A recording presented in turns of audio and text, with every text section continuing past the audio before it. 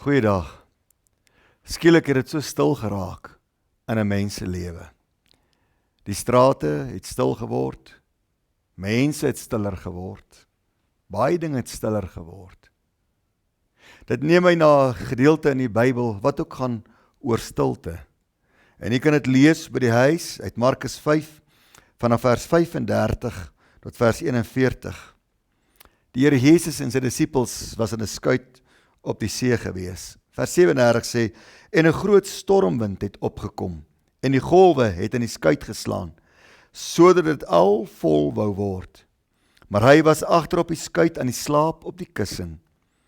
En hulle het hom wakker gemaak en vir hom gesê, Meester, gee nie om dat ons vergaan nie. En hy het opgestaan en die wind bestraf, en die see, vir die see het hy gesê, swyg, wees stil. En die wind het gaan lê en daar het 'n groot stilte gekom. Toe sê hy vir hulle, waarom is julle so bang? Hoe het julle dan geen geloof nie? En 'n groot vrees het hulle oorweldig. En hulle het vir mekaar gesê, wie is hy tog, dat selfs die wind en die see hom gehoorsaam is?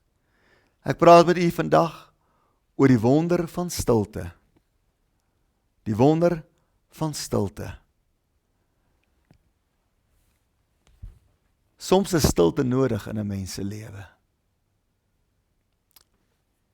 Hierdie stilte wat gekom het in daardie stormnag, het hierdie disippels weer laat dink aan die wonderlikheid van God, en hoe groot die Here is.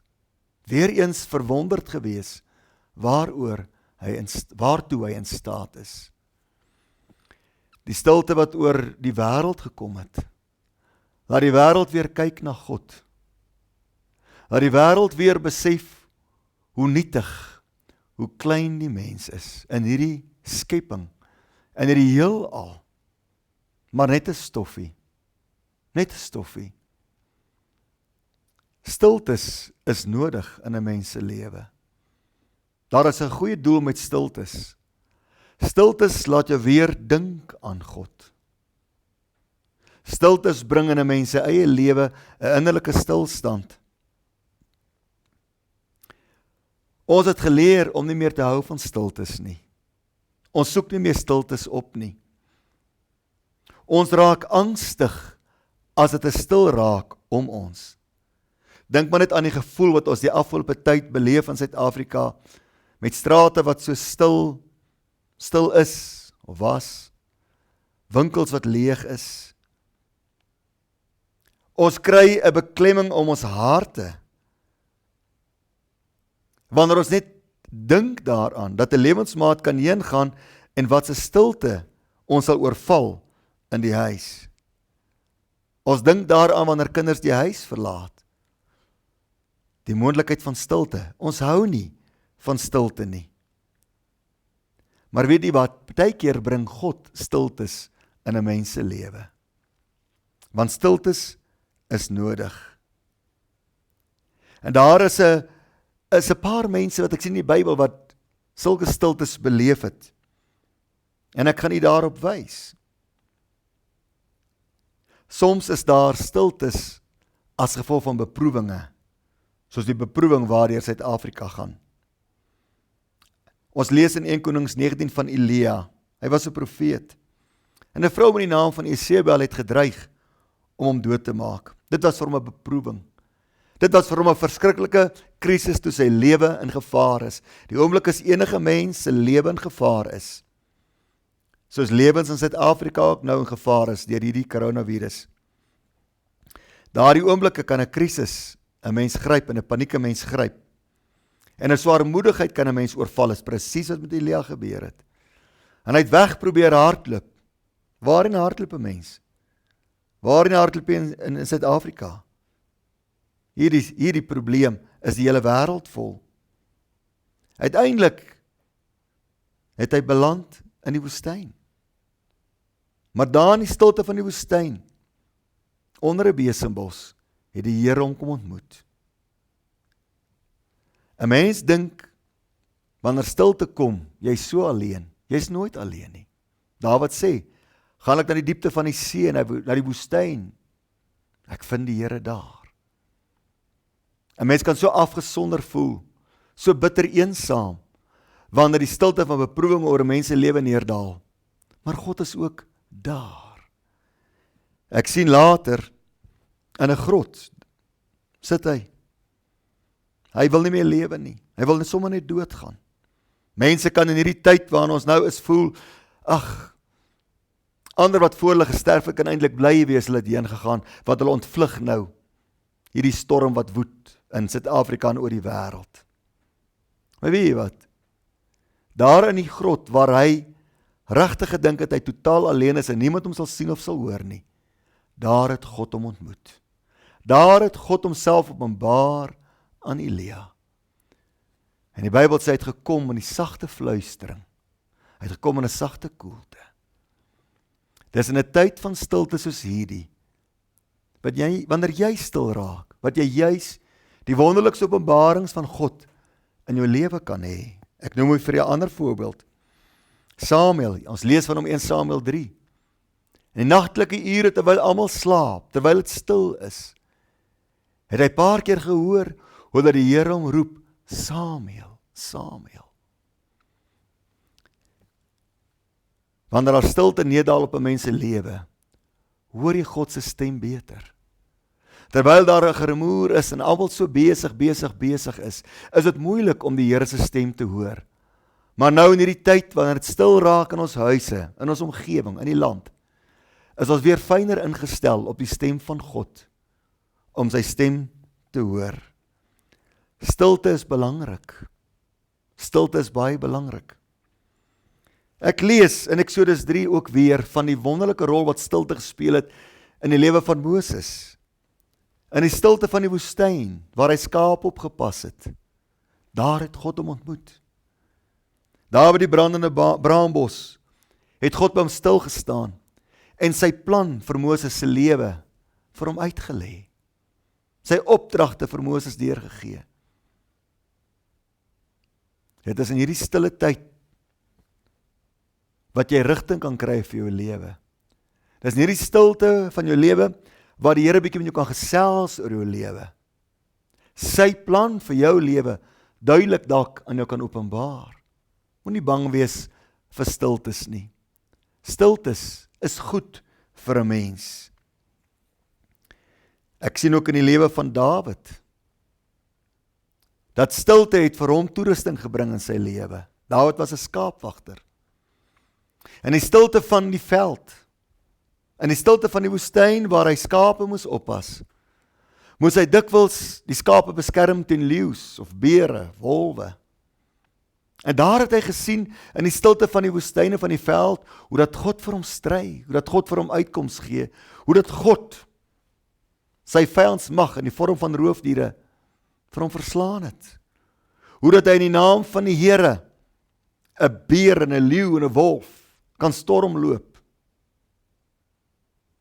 Stilte is goed, dis die plek van toerusting. Stilte is die plek waar jy opnuut leer van hoe God by 'n mens staan, hoe jy God kan vertrou, hoe dat God aan jou kant is, soos wat Dawid het geleer het. Hy moes toegerus word in die woestyn en in die veld, want eendag sou hy die troon van 'n koning bestyg. Maar hy moes deur die stilte gaan, om daar toegerus te word en God beter te leer ken. Moenie bang wees vir stilte nie. Stilte laat jou besef, God is daar. 'n Mens dink ten diepste aan God in die stilste tye van 'n mens se lewe. Daardie tye wanneer jy magteloos voel, daardie tye wat jy verslae is, daardie tyd wat jy net nie woorde het vir omstandighede nie. Dis kosbare tye van stilte.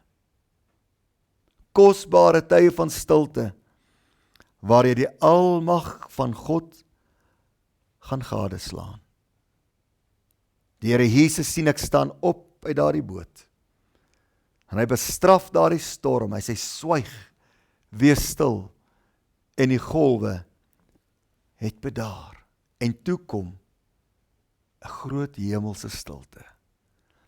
Dis wat ek en jy nodig het.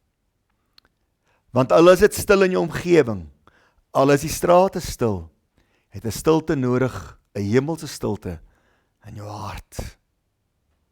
In jou hart. Vra die Here om nie net op te staan oor die storm wat woed in Suid-Afrika nie, maar vra die Here om op te staan oor die storm wat woed in jou hart. Want die stilte hier binnekant is baie belangriker nog as die stilte daar buitekant. Moenie wegvlug van stilte nie. Weet jy wat?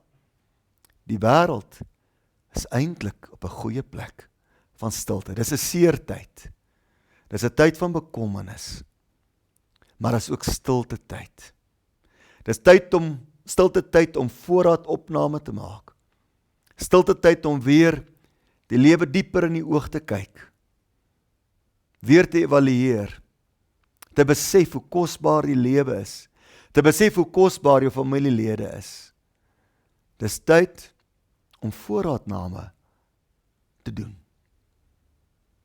Nuwe slotsomme te maak. Waardeaanpassings te maak. Stilte tyd is wonderlike tyd. Gee net die Here 'n kans. Gee net die Here 'n kans in hierdie stilte tyd van jou lewe. Kom ons bid saam. Hemelse Vader, dankie dat stilte nie vir u bedreiging inhou nie. Ons is bang vir stiltes. Ek vra u Here, dat u in die stilte van Suid-Afrika nou sal wandel tot elke mens en die self sal openbaar. Dat ons die stem duideliker sal hoor, dat ons die duideliker sal sien, Here, u aanraking sal beleef, toerusting vir ons lewe sal ontvang, planne wat u vir ons het.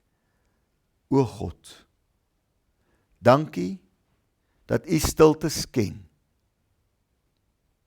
Vader, ek bid dat daar nou in elke hart sal stilte kom in hierdie oomblik. Elkeen sal beleef, God is so naby. God is so naby. In Jesus naam bid ek dit. Amen. Ek bid u seën, beskerming, veiligheid en goeie gesondheid toe. God seën vir u baie ryklik. Totsiens.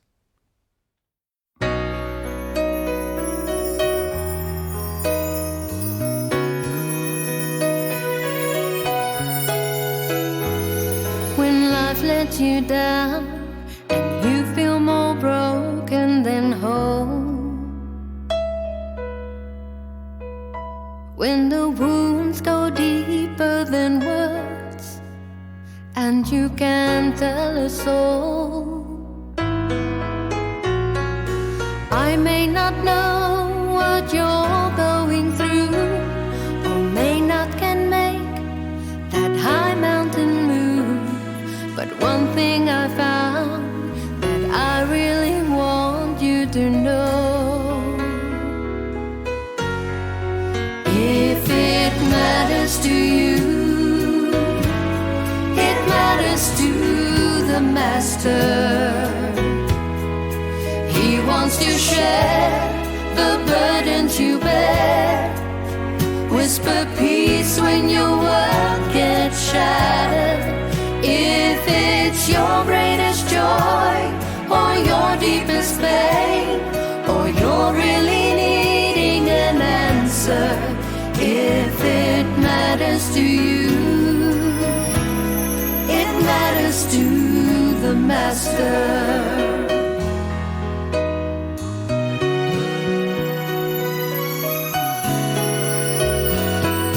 Friend, do you think the giver and maker of life is far too busy to care about your troubles and strife? He sees the sparrow that falls to the ground, and he hears the tears that don't make a sound.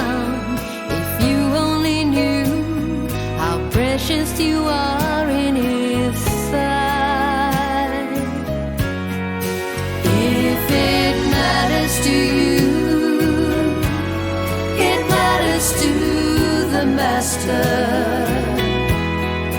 He wants to share the burdens you bear. Whisper peace when your world gets shattered. If it's your greatest joy or your deepest pain, or you're really needing an answer, if it matters to you, it matters to the Master. If it's your greatest joy or your deepest pain, or you're really needing an answer, if it matters to you, it doesn't only matter to you. If it matters to you, it matters to the Master.